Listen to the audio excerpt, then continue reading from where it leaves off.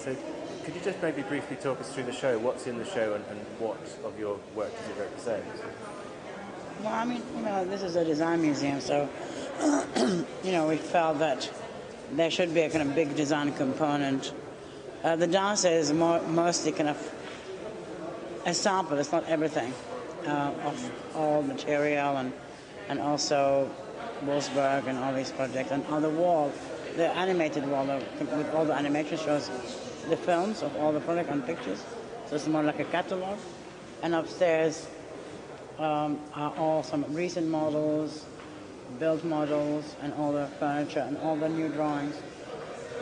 And it seems that at the moment your office is producing like a new project, a new piece of furniture almost every week. I mean, it's an almost unprecedented output for you, isn't it? Given that you had so long when you were struggling to get things. But how do you feel now that?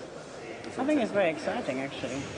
I mean, I enjoy doing it, and of course, it's very tough because it's very demanding. But I think what also is exciting is that the ability to actually design something. I mean, for example, the table for Vitra took us a long time to work on because we had different ideas. But actually to fix it and from fixing it to production was maybe 2 months at the most. And I could not have imagined that happening many years ago. Do you approach a piece of furniture in a very different way that you approach a bit? Well, they all come out from the same thing. For example, this idea of the the elastic stretching. Maybe started with the Guggenheim in Taichung, and then it became Elastica in Miami, and then the idea of this becomes the table. So not the same idea, but it's okay. So I think but I mean, we wanted to do a table which was a landscape, not the same as the aqua table, but we've been thinking about it for some time and developing it. So, for example, the Seamless Collection was all done at the same time. It was all about, very organic form, and they are connected somehow, so that,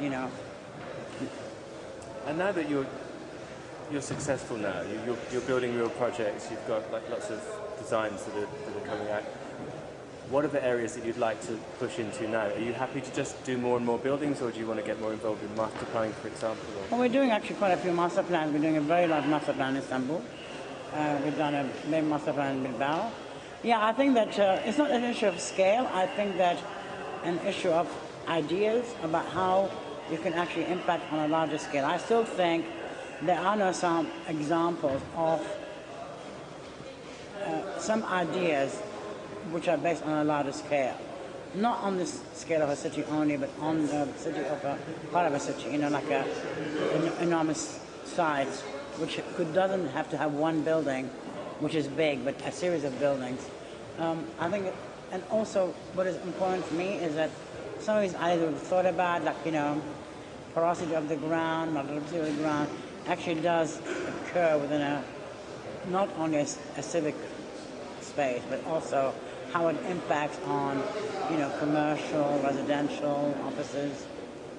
And I had a long chat with Patrick back about a month ago in the office, and I asked him, how would you put Zaha Hadid architects into a kind of historic context? And this exhibition perhaps gives you a chance to take stock of what you've done.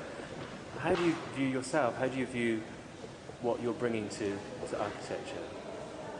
Well, I mean, I think that if I look at the very early, in the early period, I actually think by challenging the norm and challenging typology, we looked at, even like how to draw a plan, not only graphic techniques, but I think the graphic techniques became also organizational techniques. So it was not just about the way we drew something. And I think all these things at the time first challenged drawing, and then I think it challenged how you think about space.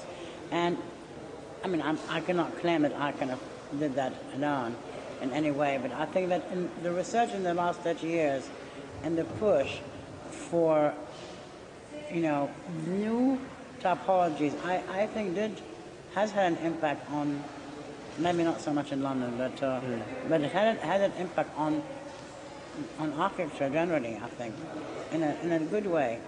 And superficially, there are a lot of architects who are doing using shape in a superficially similar way, but obviously you've got this kind of 15 years of research behind your thing.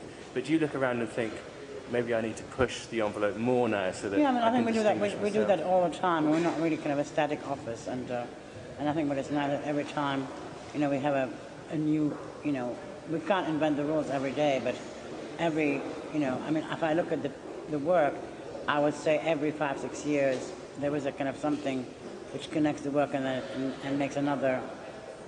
It's not but if I look at the work between, let's say, in the late 70s to the mid 80s, had a similarity, and then from the mid 80s to the early 90s, and then it went, so every period, if I look back at it, and not at the time I'm doing it, there's a kind of a new challenge, and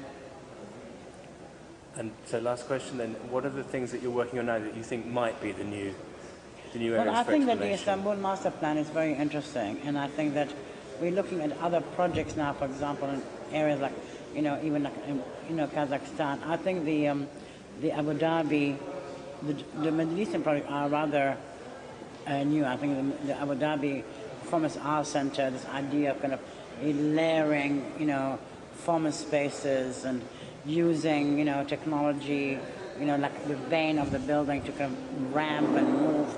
So they're not segregated anymore. I think it could be very interesting. Great, thanks very much. All right.